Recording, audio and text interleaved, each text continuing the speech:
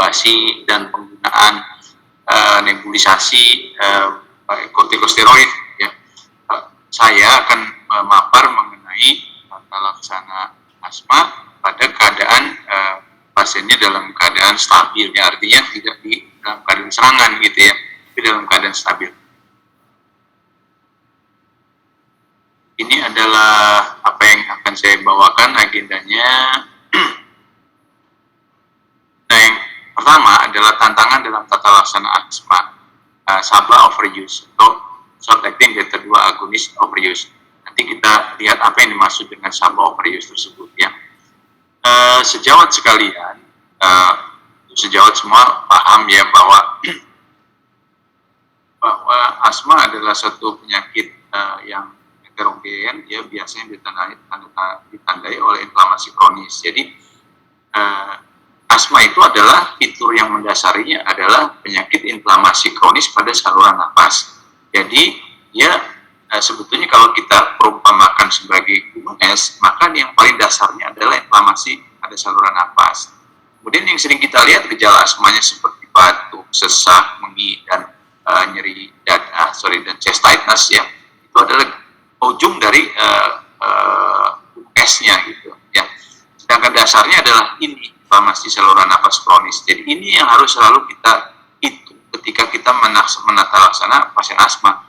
Jangan hanya lihat atasnya saja, jangan hanya lihat gejalanya, tapi di dasarnya itu ada inflamasi kronis. Nah, tujuan terapi asma berdasar GINA yang terbaru itu bilang bahwa yang pertama adalah asma terkontrol, kemudian meminimalkan risiko mortality, exacerbasi, keterbatasan aliran udara yang sifatnya menetap, serta efek samping pengobatan. Tentu kita tidak boleh mengobati seorang pasien tapi menimbulkan efek samping pada pengobatannya gitu ya. Dan untuk mencapai ini, ya, pasien asma itu membutuhkan pada umumnya dua jenis obat. Yang pertama adalah obat pelega dan obat pengontrol. Obat pelega adalah obat yang bekerja tepat, yang diberikan ketika pasien mengalami keluhan. Keluhannya kan timbul karena adanya airway obstruction. Jadi diberikan pelega melebar gitu. Itu sih namanya pelega. Sedangkan obat pengontrol ini adalah obat mengendalikan asma. Ini digunakan untuk melindungi paru-paru dan mencegah munculnya serangan asma, dan biasanya digunakan adalah inhaled corticosteroid.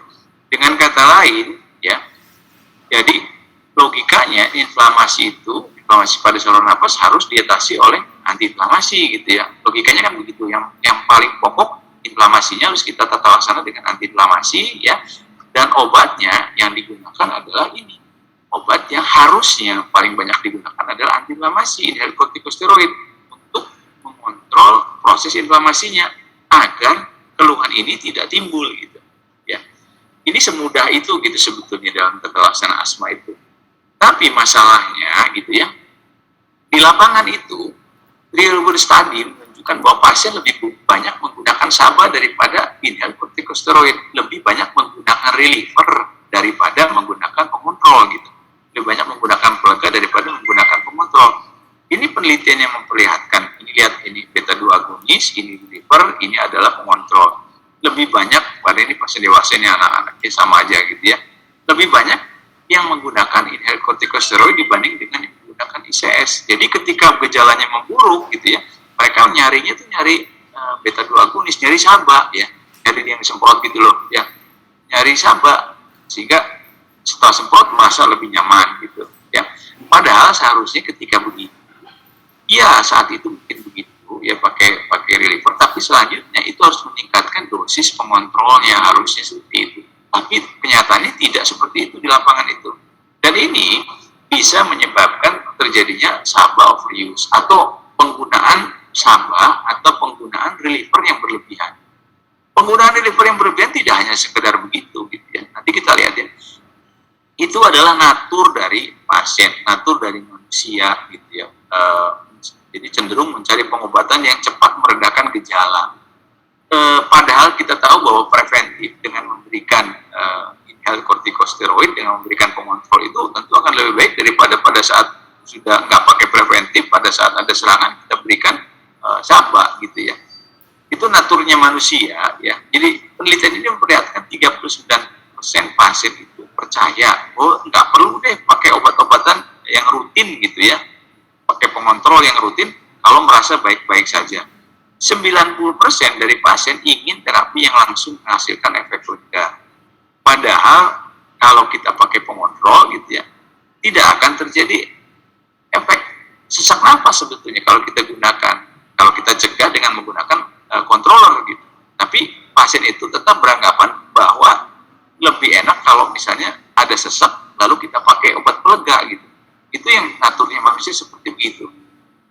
Nah, jeleknya over reliance atau ketergantungan terhadap SABA tersebut ya, ini seringkali diikuti oleh tidak patuhnya terhadap pengobatan pengontrol. Jadi kalau dia merasa bahwa SABA itu obat yang enak gitu ya, maka dia tidak lagi menggunakan pengontrol itu yang semestinya digunakan secara rutin supaya tidak ada keluhan. Ya. Dan jeleknya lagi penggunaan SABA yang berlebihan itu, kalau kita yang pasien itu menggunakan lebih dari 3 kanister per tahun, kanister itu yang semprotannya itu loh ya, menggunakan semprotan lebih dari 3 kali per tahun itu meningkatkan risiko terjadinya eksaserbasi berat. Ya. Apalagi kalau menggunakan lebih dari 12 kanister per tahun, artinya per bulan 1 kanister. Kalau 1 bulan SABA ganti, 1 bulan ganti, itu artinya berisiko untuk meningkatkan kematian karena asma. Kenapa? Karena overuse SABA ini menyebabkan down regulation reseptor beta sehingga respon bronchodilatornya kecil, menurun gitu ya.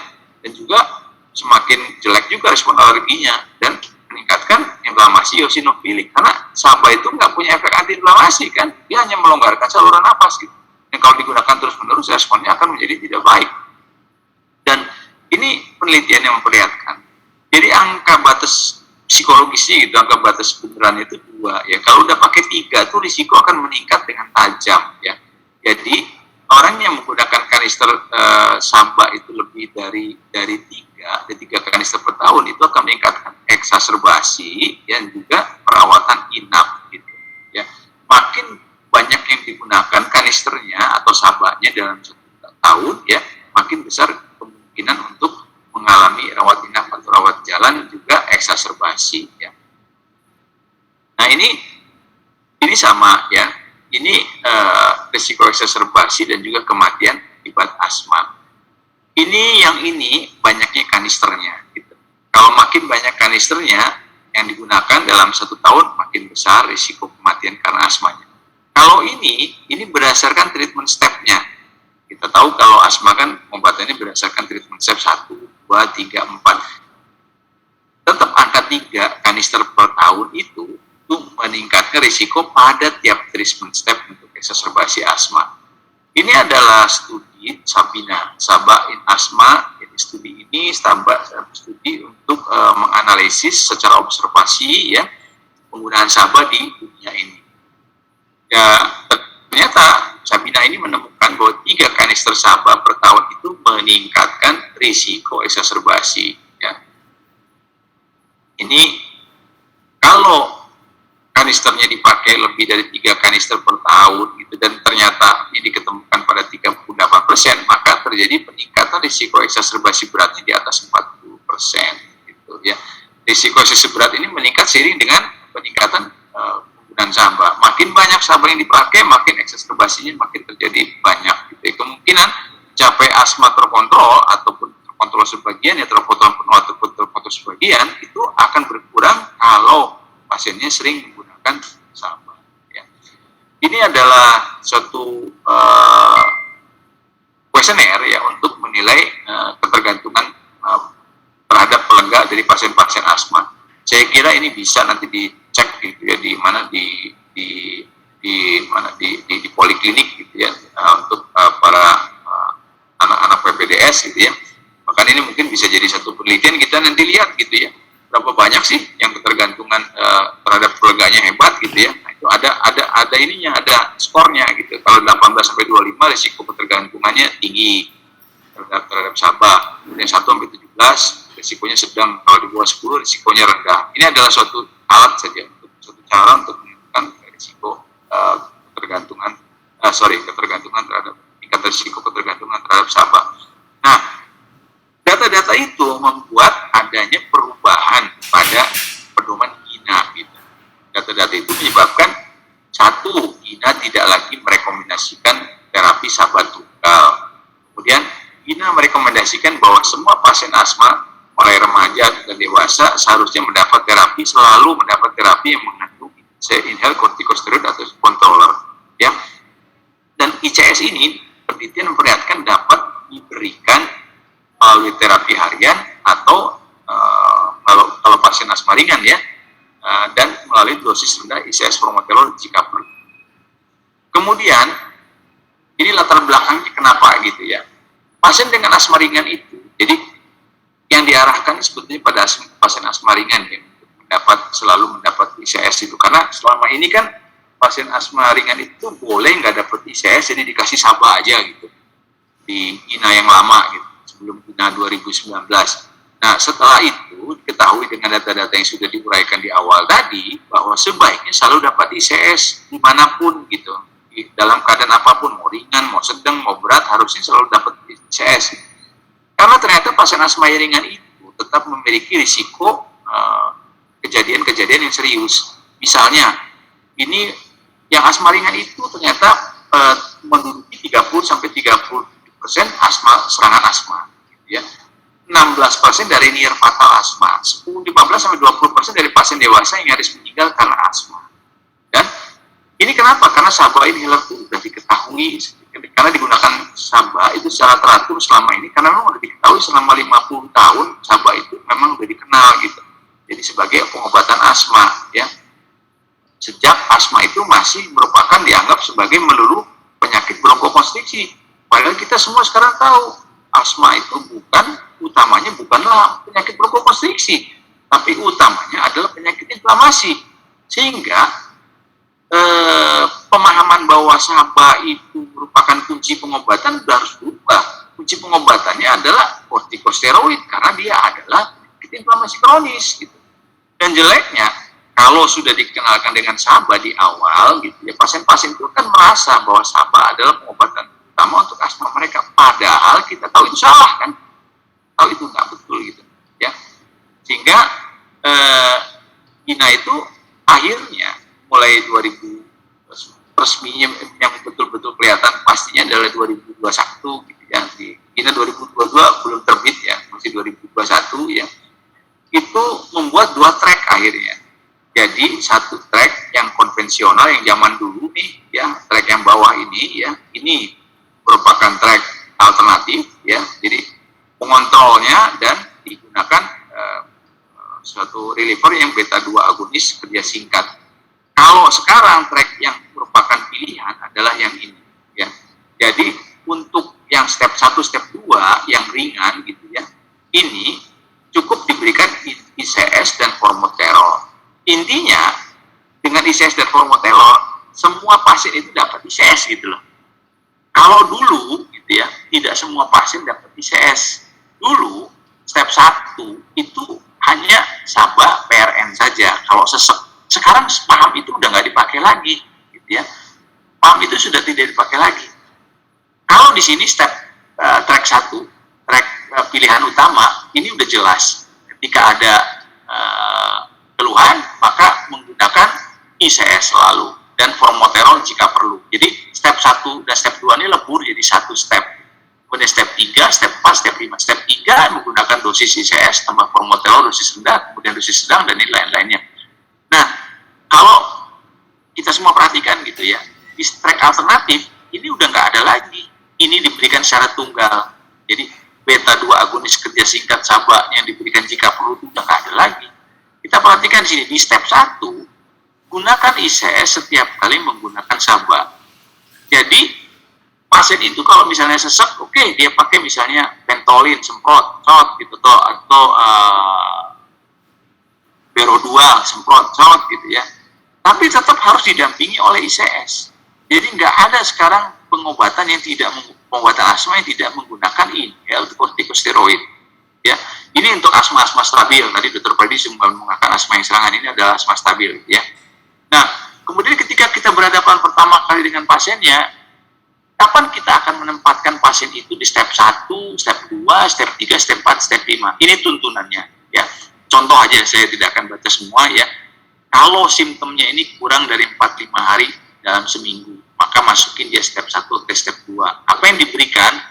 as needed low dose ICS formoterol. Di sini sama as needed, relievernya adalah sama karena ini sama dengan ini gitu. Kalau udah masuk step 3 misalnya waking, terbangun karena asma di malam hari gitu ya, cuma 1 kali sudah cukup untuk menempatkan dia ada di step 3. Jadi low dose maintenance ICS formoterol diberikan secara rutin ya sebagai controller, dan relievernya adalah as needed low dose ICS formoterol. Jadi digabungkan antara ini. Kalau ini kan ini sebetulnya step 1 sama aja dengan ini. Kalau di yang track alternatif, contohnya adalah symptom less than twice a month. Ya, ini apa yang diberikan ketika dia ada simptom, berikan ini as needed short treatment 2, tapi harus selalu disertai dengan ini ICS. Nggak boleh kita ngasih ini saja tunggal gitu. Udah nggak boleh lagi sekarang karena berisiko untuk terjadinya exacerbasi makin berat. Ya. Dan ini dosisnya. Apa yang disebut sebagai dosis rendah, dosis tinggi, dan dosis high. Ini adalah obat-obat yang kortikosteroidnya.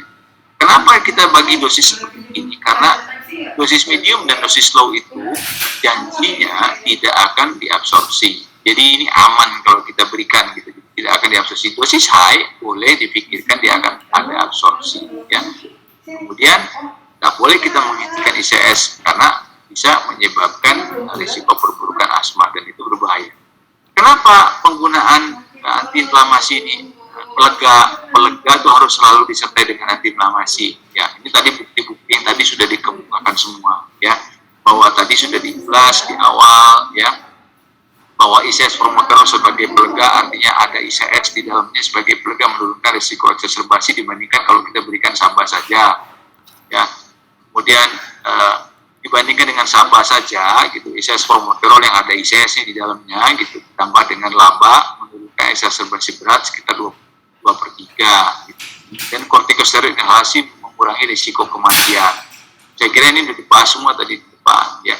Ini studi yang terbaru yang dasari perubahan tersebut. Ada sigma 1 dan juga ada sigma 2. Ini pada asma ringan. Ini membandingkan placebo 2 kali per hari ditambah dengan budesonide formoterol. Jadi budesonide formoterol diberikan as needed saja gitu ya. Kemudian ini SABA as needed saja terbutalin. Kemudian ini budesonide diberikan secara rutin dan diberikan SABA sebagai relievernya gitu ya. Kalau ini dibandingkan dengan ini ya, ini meningkatkan minggu asma terkontrolnya lebih banyak 14%. Menurunkan exacerbasi kalau ini dibandingkan dengan ini yang merah ini menurunkan exacerbasi sebanyak 64%. Dibandingkan yang merah dengan yang budesonide dan terbutalin ini dosis steroid ini menjadi sangat berkurang sampai 83%. Ini sigma 2 ya. Sigma 2 ini sama pada pasien asma ringan juga. Dia memperbandingkan antara budesonide formoterol yang diberikan seperlunya, jadi tadi di step 1, step 2 tadi gitu ya,